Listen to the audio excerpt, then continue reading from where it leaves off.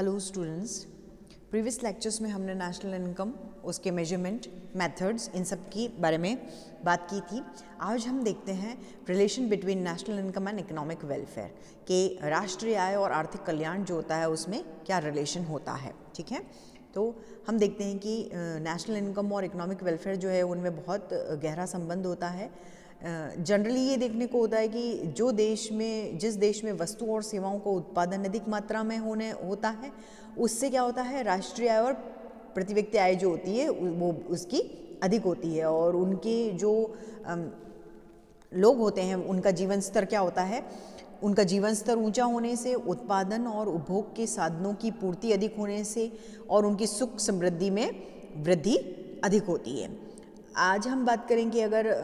Britain, America, Japan, Germany, France, रूस, है ना, ऐसे अगर हम डेवलप्ड कंट्रीज़ को देखें तो उनमें नेशनल इनकम और पर कैपिटा इनकम जो होती है उसका लेवल बहुत अप होता है। वहाँ के लोग जो होते हैं वो बहुत ज़्यादा सुखी होते हैं, बहुत ज़्यादा समृद्ध होते हैं, और उनका लाइफस्टाइल जो होता है वो बहुत बेटर होता है ना। कंपैरिजन में अगर हम डेवलपिंग कंट्रीज़ देखें या बैकवर्ड कंट्रीज़ देखें तो उनके जो लोग होते हैं वो गरीब होते हैं, उनमें एम्प्लॉयमेंट का प्रॉब्लम होता है ना, भुखमरी होती है, उनका पर कैपिटा जो उनकी पर कैपिटा इनकम जो होती है, प्रति व्यक्ति आय जो होती है, उसका स्तर भी बहुत नीचा होता है और उनका लेवल भी बहुत डाउन होता है ना। हमको ये समझने से पहले कि नेशनल इनकम और इकोनॉमिक वेलफेयर में रिलेशन क्या है, हमको ये जानना बहुत ज़रूरी है कि इकोनॉमिक वेलफेयर होता क्या है। नेशनल इनकम और उसकी डेफिनेशन वगैरह हमने देखी है, हम बात कर रहे हैं economic welfare. What is economic welfare, है ना। तो हम ये देखते हैं कि कल्याण क्या है, एक भावनात्मक धारणा होती है। मतलब कल्याण के जिस अंश का मुद्रा के मापदंड द्वारा माप किया जाता है ना, उसी को आर्थिक कल्याण कहते हैं। कि वेलफेयर के जिस पार्ट का मुद्रा में मापदंड हो, है ना। हम कोई भी इंडिविजुअल की अगर हम बात करें या हम पूरी कंट्री की बात करें तो हम वेलफेयर कैसे देखेंगे, मनी के एस्पेक्ट में ही उसे देखेंगे। ठीक है, तो अब हम बात करते हैं कि ये जो रिलेशनशिप है, इनके मापदंड क्या क्या होते हैं, कि हम कैसे कह सकते हैं कि राष्ट्रीय और आर्थिक कल्याण जो है उनमें आपस में संबंध होता है। ठीक है, तो फर्स्ट हम देखते हैं कि राष्ट्रीय आय का आकार और प्रति व्यक्ति आय जो होता है उसमें वृद्धि होती है। ठीक है, कि हम कहते हैं कि अन्य बातें समान रहें, और प्रीवियस जो क्लास थी आपकी उसके अंदर हमने देखा है कि ये अन्य बातें जो समान रहे, ये कंसेप्ट क्या था और इसके अंदर क्या क्या इंक्लूड होता है, तो इसको बहुत ज़्यादा एक्सप्लेन करने की ज़रूरत नहीं है। हम ये कह सकते हैं कि अन्य बातों के समान रहने से क्या होता है, जिस देश में वस्तुओं और सेवाओं का उत्पादन बहुत ज़्यादा होता है ना, और जनसंख्या के एस्पेक्ट में अगर हम देखें तो प्रति व्यक्ति आय का स्तर भी बहुत अधिक होता है, और उस देश में जो एक्चुअल इनकम होती है, वास्तविक आय जो होती है, उसमें वृद्धि होने से क्या होता है, लोगों का जीवन स्तर भी ऊंचा होता है और उनका जीवन जो है, उनकी लाइफ जो है वो बहुत समृद्ध होती है, और ये सब होने से उनका आर्थिक कल्याण होगा। आर्थिक कल्याण भी उन देशों के निवासियों के मुकाबले बहुत ज़्यादा होगा जिनका उत्पादन और उपभोग का स्तर नीचे होता है। ठीक है, सेकेंड हम देखते हैं कि राष्ट्रीय आय का वितरण, है ना, डिस्ट्रीब्यूशन ऑफ नेशनल इनकम, कि राष्ट्रीय आय और प्रति व्यक्ति आय जो होती है उसका अधिक होना भी क्या होता है, उसका अधिक होना मात्र ही आर्थिक कल्याण का सूचक नहीं होता है। हम ये सिर्फ राष्ट्रीय आय बढ़ रही है, प्रति व्यक्ति आय बढ़ रही है, तब हम ये नहीं कह सकते हैं कि आर्थिक कल्याण हो रहा है, सिर्फ वही एक इंडिकेटर नहीं है। आर्थिक कल्याण की वृद्धि तभी होगी जब क्या होगा, राष्ट्रीय आय का जो डिस्ट्रीब्यूशन होता है वो बहुत सिस्टमैटिक और इक्वल होगा, न्यायोचित होगा। जिस देश में राष्ट्रीय आय का वितरण समान होता है वहाँ आर्थिक समानता होती है ना, इकोनॉमिक इक्वालिटी होती है, और उससे लोगों में सुख शांति होती है और आर्थिक कल्याण बढ़ता है। जबकि नेशनल इनकम के असमान वितरण से, अनइक्वल डिस्ट्रीब्यूशन से क्या होता है, देश में सामाजिक और आर्थिक असंतोष बढ़ता है, गरीबी आती है, क्लास कॉन्फ्लिक्ट की सिचुएशन हो जाती है ना, वर्ग संघर्ष की स्थिति आ जाती है, और सामाजिक तनाव भी होता है जिससे लोगों के कल्याण में कमी आती है। ठीक है, फिर नेक्स्ट हम बात करते हैं कि राष्ट्रीय आय के व्यय का जो ढंग होता है वो कैसा होता है, ठीक है। अब राष्ट्रीय आय के व्यय के ढंग की बात करते हैं तो हम देखते हैं कि राष्ट्रीय आय के व्यय का जो तरीका होता है वो भी आर्थिक कल्याण को बहुत ज़्यादा प्रभावित करता है। मतलब जिस देश में राष्ट्रीय आय का बहुत बड़ा भाग सुरक्षा है ना, प्रोटेक्शन या आर्मी और आतंकवादी जो गतिविधियां हैं उनको रोकने के लिए किया जाता है, वह आर्थिक कल्याण पर विपरीत प्रभाव पड़ने से वहाँ का क्या है, आर्थिक कल्याण घटेगा, ठीक है। कि जहाँ पे सुरक्षा, सेना और आतंकवादी क्रियाओं पर खर्च किया जाता है वहाँ ये सिचुएशन होगी। फिर जब राष्ट्रीय आय को ठीक ढंग से आर्थिक कल्याण और कल्याणकारी कार्यों में हम खर्च करेंगे तो देश का आर्थिक विकास होगा और पूर्ण रोजगार हमको मिलेगा, ठीक है। तो इससे ये क्लियर होता है कि राष्ट्रीय आय अधिक होने पर अगर राष्ट्रीय आय को ठीक तरीके से खर्चा नहीं किया जाए, फिजूल खर्ची की जाए तो आर्थिक कल्याण नहीं हो पाएगा। देन हम बात करते हैं कि राष्ट्रीय आय के उत्पादन के ढंग की, ठीक है। तो उसमें हम देखते हैं कि ये जो राष्ट्रीय आय के आकार होते हैं उसके साथ साथ आर्थिक कल्याण और राष्ट्रीय आय के जो अर्जित करने के तरीके होते हैं वो भी बहुत ज़्यादा इफेक्टिव होते हैं। मतलब जिस देश के लोगों को उत्पादन के काम में कम घंटे लगते हैं, काम की परिस्थितियां और वातावरण जो होता है वो अनुकूल होता है उनका, है ना, वहाँ शोषण नहीं होता है लोगों का, वहाँ कोई भी प्रॉब्लम नहीं होती है, श्रमिक जो है उनके स्वास्थ्य पे कोई खराब प्रभाव नहीं पड़ता है ना, और लेडीज़ और बच्चे जो होते हैं उनको बहुत ज़्यादा परेशान नहीं किया जाता है, वहाँ क्या होगा, आर्थिक कल्याण होगा। लेकिन उत्पादन का ढंग लोगों के शोषण का कारण बने, लोगों को प्रतिकूल परिस्थिति वातावरण में काम करने को मजबूर करें, है ना, उनको ज़्यादा काम में घंटे स्पेंड करने पड़े, है ना, वहाँ क्या होएगा, राष्ट्रीय आय बढ़ने पर भी क्या होगा, लोग इकोनॉमिक वेलफेयर नहीं होगा। नेशनल इनकम तो बढ़ेगी क्योंकि लोग ज़्यादा काम करेंगे, है ना, उनको प्रेशराइज किया जाएगा उत्पादन करने के लिए, तो ऐसा होगा, लेकिन इकोनॉमिक वेलफेयर में वहाँ कमी आएगी। देन फिर हम बात करते हैं कि उत्पादन की संरचना और जो बनावट होती है, कि राष्ट्रीय आय के आकार के साथ साथ क्या होता है, राष्ट्रीय आय के उत्पादन की जो संरचना और बनावट होती है उसका भी आर्थिक कल्याण पे बहुत ज़्यादा प्रभाव पड़ता है। जिस देश के उत्पादन में अधिक सैनिक साज सामान, है ना, पूंजीगत वस्तु आदि का प्रोडक्शन किया जाता है, नागरिक उपभोग की जो वस्तु होती है, लोग जो कंज्यूम करते हैं वो जो वस्तुएं होती है, जैसे वस्त्र है ना, पहनने के कपड़े हैं, खाने की जो वस्तुएं होती है, लग्जरियस जो आइटम्स होते हैं, उनके उत्पादन की उपेक्षा की जाएगी तो लोगों के जीवन स्तर पे बुरा प्रभाव पड़ेगा और उनके आर्थिक कल्याण में भी कमी होगी। इसके ऑपोजिट अगर हम देखें कि जिस देश में नागरिक उपभोग वस्तुओं का उत्पादन अधिक होता है, सैनिक साज सामान, गोला बारूद, इन सब वस्तुओं के उत्पादन को कम रखा जाता है, तो वहाँ क्या होएगा, उपभोग की वस्तुएं ईजिली अवेलेबल हो जाती है और उनका जो लाइफ स्टाइल है वो भी डेवलप होता है और इकोनॉमिक वेलफेयर में भी डेवलपमेंट हमको देखने को मिलता है। देन फिर हम बात करते हैं कि राष्ट्रीय और रोजगार और विकास की बात करते हैं हम, है ना, कि राष्ट्रीय आय का आकार रोजगार, उत्पादन और आय के आकार पर निर्धारित होता है। कीन्स का जो रोजगार और आय का सिद्धांत था उसके आधार पे ही नेशनल इनकम देखते हैं। जिस देश में राष्ट्रीय आय में वृद्धि,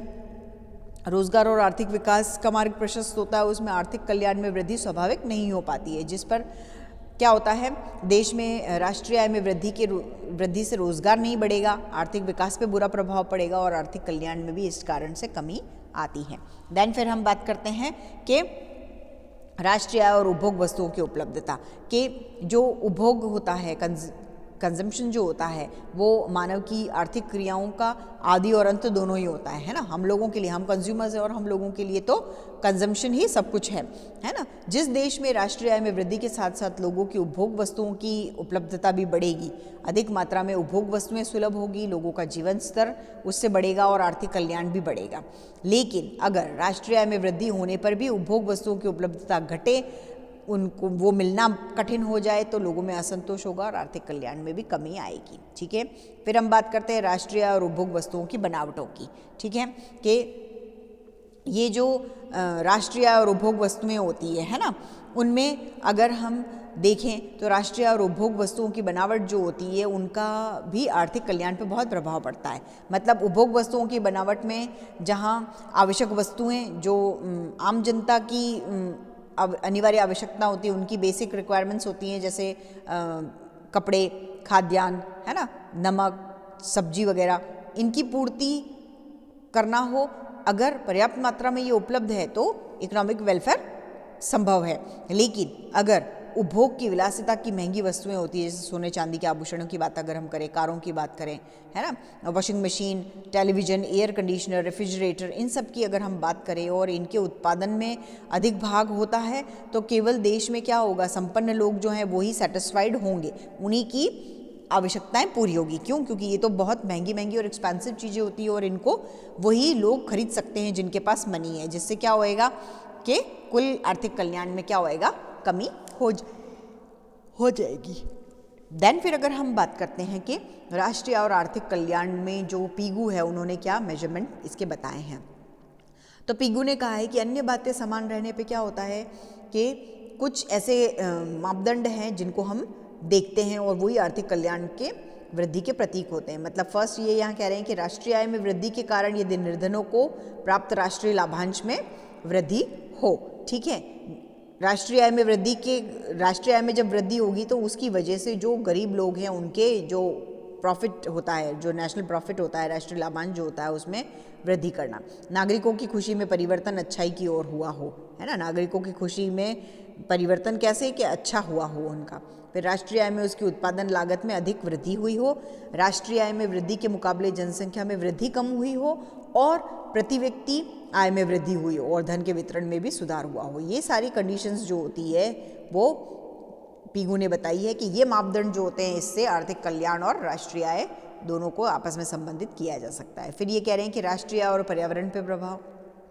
कि आर्थिक कल्याण की जो प्रोसेस होता है उसमें औद्योगिकरण होता है, इंडस्ट्रियलाइजेशन होता है ना, एग्रीकल्चर डेवलपमेंट की बात होती है, ट्रांसपोर्टेशन के डेवलपमेंट की बात होती है। इससे क्या होता है, इससे air pollution, water pollution, noise pollution, है ना, सॉइल पोल्यूशन, ये सब कुछ होता है। इससे पर्यावरण पे जो है, इन्वायरमेंट पे बुरा प्रभाव पड़ता है और इससे आर्थिक कल्याण जो होता है वो कम होता है। अब ये क्लियर है कि अगर आर्थिक विकास में राष्ट्रीय आय में वृद्धि के मुकाबले पर्यावरण पर पड़ने वाला जो दुष्प्रभाव होता है वो ज़्यादा होगा तो आर्थिक कल्याण घटेगा। इसलिए जब तक आर्थिक विकास पर्यावरण का पोषक और रक्षक होए तब तक क्या होएगा, आर्थिक कल्याण में वृद्धि होती रहेगी। इसलिए ये ध्यान रखना है कि इन्वायरमेंट को भी हमको देखना है। देन आफ्टर बात आती है कि आधुनिक अर्थशास्त्री जो हैं उन्होंने राष्ट्रीय आय और आर्थिक कल्याण की धारणा को किस तरीके से देखा है। हम ये देखते हैं कि कल्याण की ये जो वेलफेयर का जो कंसेप्ट है वो बहुत ज़्यादा कॉम्प्लिकेटेड है और उसके कारण क्या होता है, जो ये मॉडर्न इकोनॉमिस्ट है उन्होंने कल्याण को आर्थिक कल्याण और गैर आर्थिक कल्याण दो भागों में बांट दिया है, दो तरीके से उसको डिवाइड कर दिया है। पीगू का विचार था कि जो औद्योगिकरण से उत्पादन, आय और रोजगार में वृद्धि आर्थिक कल्याण का द्योतक होती है ना। वहाँ क्या होता है, औद्योगिकरण के कारण जो प्रदूषण होता है, पर्यावरण प्रदूषण होता है, श्रम संबंधी आवास की समस्याएं होती है, औद्योगिक अशांति होती है, औद्योगिक तनाव होते हैं। ऐसी जब समस्याएं आती है तो आर्थिक कल्याण पे क्या होता है, नेगेटिव इफेक्ट पड़ता है। कभी कभी आर्थिक कल्याण के मुकाबले गैर आर्थिक कल्याण का प्रभाव ज़्यादा होने से भी कुल आर्थिक कल्याण में कमी आ जाती है। ठीक है, फिर हम बात करते हैं कि आर्थिक कल्याण के जो सूचक हैं, संकेतक जो हैं, इंडिकेटर्स जो हैं, उन पे जोर देना कि जो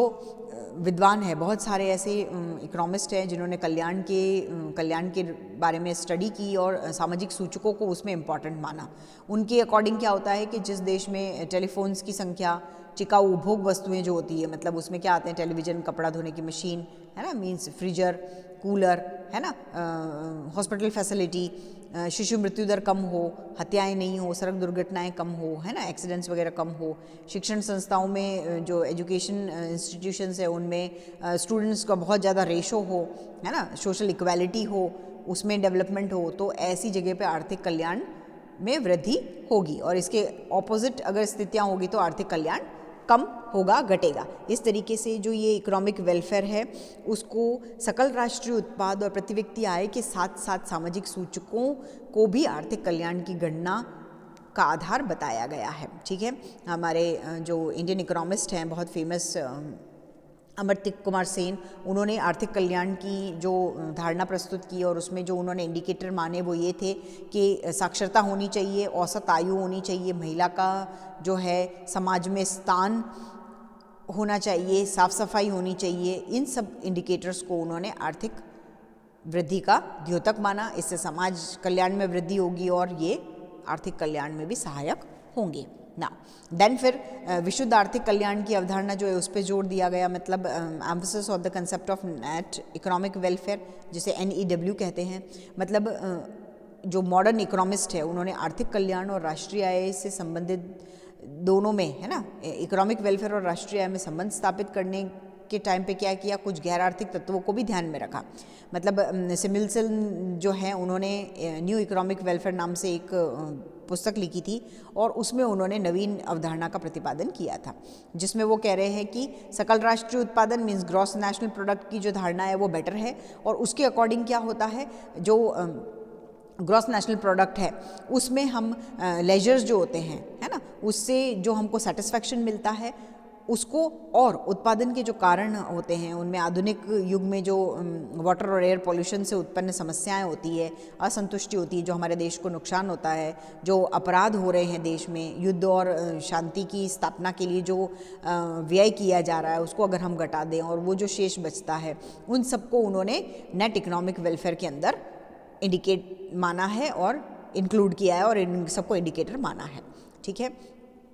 अब सिमिल्सन के अकॉर्डिंग क्या है कि जो लेजर है उससे व्यक्ति को उसी तरीके से सेटिस्फैक्शन मिलता है जैसे वस्तुओं और सेवाओं के उपयोग करने से। मीन्स अगर हमको अवकाश मिलता है तो हम बहुत ज़्यादा, है ना, छुट्टियां अगर हमको मिलती है तो हम बहुत ज़्यादा फ्रेश फील करते हैं और बेटर काम करने की कोशिश करते हैं क्योंकि हम बिल्कुल रिलैक्स हो जाते हैं। और उसी तरीके से युद्ध, अशांति, अपराध और वायु प्रदूषण ऐसी स्थितियाँ जब होगी हमारे सामने, है ना, एयर पोल्यूशन, वाटर पोल्यूशन, ये सब जो सिचुएशंस हमारे सामने होती है और हम उनमें रहते हैं तो आर्थिक कल्याण में कमी आती है। ठीक है। तो ये सब क्या थे, आर्थिक कल्याण के मापदंड जो बताए गए हैं। अगर हम नेक्स्ट अगर हम देखते हैं ये जो हम कंक्लूजन देखें इसका, ठीक है, कि हम निष्कर्ष देखें तो हम ये कह सकते हैं कि राष्ट्रीय आय और आर्थिक कल्याण जो है उसका जो रिलेशन है आपस में, उसमें हम देखने पे हमको ये क्लियर हो रहा है कि ये जो कल्याण की अवधारणा होती है, ये जो वेलफेयर का कंसेप्ट है, उसमें इकोनॉमिक वेलफेयर और गैर आर्थिक जो कल्याण है वो दोनों समस्या एक ही समस्या है और उसके दो पार्ट हैं। मतलब वे एक दूसरे से क्या है, जुड़े हुए हैं और दोनों को एक दूसरे से हम सेपरेट नहीं कर सकते हैं। जो मानव है उसकी सुख, शांति और उसको सेटिस्फैक्शन मिले वो केवल कैसे होगा, भौतिक साधनों पे ही वो डिपेंड नहीं करता है। ठीक है, वो बल्कि गैर आर्थिक जो तत्व होते हैं, है ना, नॉन इकोनॉमिक फैक्टर्स जो होते हैं, जैसे सोशल इक्वालिटी की अगर हम बात करें, फैमिली में अफेक्शन की अगर हम बात करें, हम इन्वायरमेंट की प्योरिटी की बात करें, हम, है ना, हम डिफेंस और प्रोटेक्शन, है ना, प्रोटेक्शन और पीस की अगर हम बात करें, हम लेजर्स की बात करें, उन छुट्टियों से जो हमको अच्छा और रिलैक्स फील होता है उनकी बात करें, और सार्वजनिक और निजी क्षेत्र की जो सुविधाएं होती है, सामाजिक सूचकों में जो सुधार होते हैं, इन सब का काफ़ी प्रभाव इन आर्थिक कल्याण पे पड़ता है। मतलब आर्थिक कल्याण और राष्ट्रीय आय का जो संबंध है उसको अगर हम एक्सप्लेन करते हैं तो उसके लिए ये बहुत ज़्यादा ज़रूरी हो जाता है। उसमें ये ध्यान रखना ज़रूरी है कि आर्थिक कल्याण में वृद्धि अगर गैर आर्थिक कल्याण में कमी लाएगी तो कुल कल्याण में वृद्धि होगी। उन दोनों के सापेक्षिक प्रभावों से क्या होता है, जो उत्पन्न सुख, शांति और संतुष्टि होती है उसकी मात्रा निर्भर करती है। और यही कारण होता है कि आधुनिक अर्थशास्त्रियों की जो विशुद्ध और आर्थिक कल्याण है ना, नेट इकोनॉमिक वेलफेयर की जो कंसेप्ट है वो ग्रॉस नेशनल प्रोडक्ट की धारणा से बहुत ज़्यादा बेहतर है और बहुत ज़्यादा अप्रोप्रिएट है। ओके, तो आज हमने इकोनॉमिक वेलफेयर क्या होता है वो देखा कि आर्थिक कल्याण होता क्या है। हमने आर्थिक कल्याण और राष्ट्रीय आय में क्या संबंध होते हैं उसके पॉइंट्स देखे हैं, और उससे हम ये कह सकते हैं कि कोई भी देश होगा उसके आर्थिक और गैर आर्थिक तत्व, जो आर्थिक और गैर आर्थिक कल्याण की अगर हम बात करें तो उसके लिए राष्ट्रीय आय, लोगों की पर्यावरण शुद्धता, लोगों में समानता हो, शांति और सुरक्षा हो, है ना, लोगों की इनकम का इक्वल डिस्ट्रीब्यूशन हो, है ना, ठीक है, फिर लोग मृत्यु दर कम हो, शिक्षण सुविधाएं हमको अच्छी उपलब्ध हो, न्यू टेक्निक्स डेवलप्ड हो, ये सारी जो सिचुएशन होगी वो नेशनल इनकम और इकोनॉमिक वेलफेयर में सहायक सिद्ध होती है। Okay, thank you.